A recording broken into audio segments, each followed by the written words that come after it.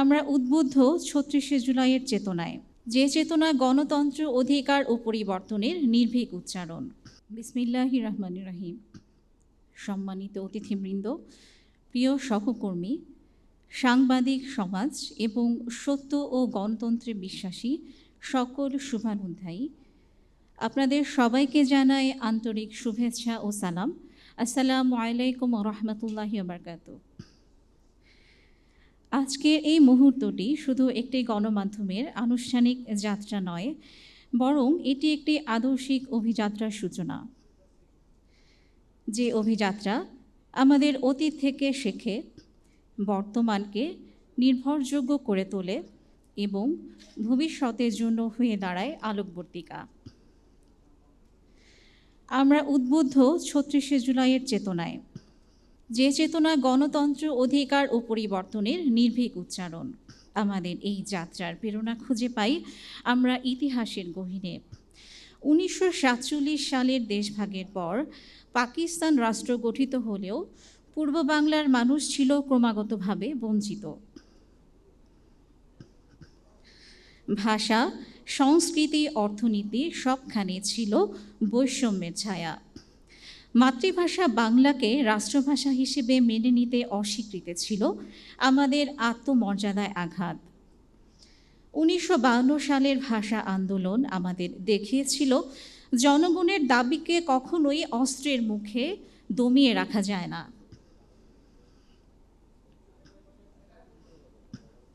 এর ধারাবাহিকতায় আসে ১৯৭১ সালের মহান মুক্তিযুদ্ধ। এক রক্তাক্ত অধ্যায় পেরিয়ে অর্জিত হয় মহান স্বাধীনতা।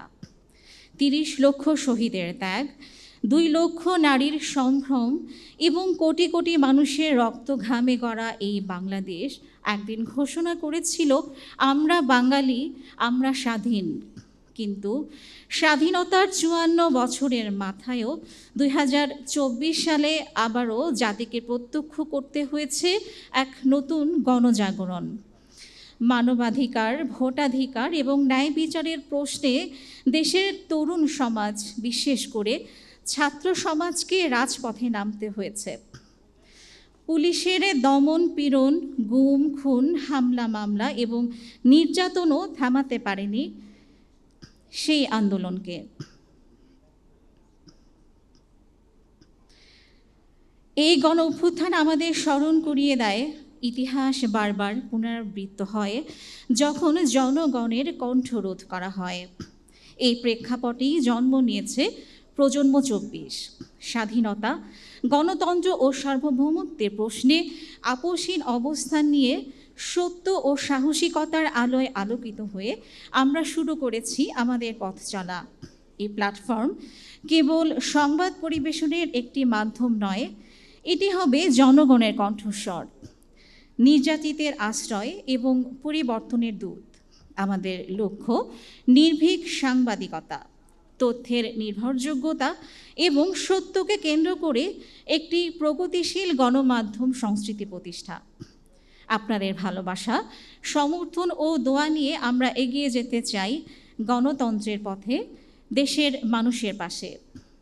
বৈষম্যহীন বাংলাদেশ করার লক্ষ্যে প্রজন্ম ২৪ যেন সৎ ও সাহসী সাংবাদিকতার অনন্য দৃষ্টান্ত স্থাপন করতে পারে, মহান রাব্বুল আলামিনের কাছে সেই তৌফিক কামনা করে আমি আমার বক্তব্য শেষ করছি।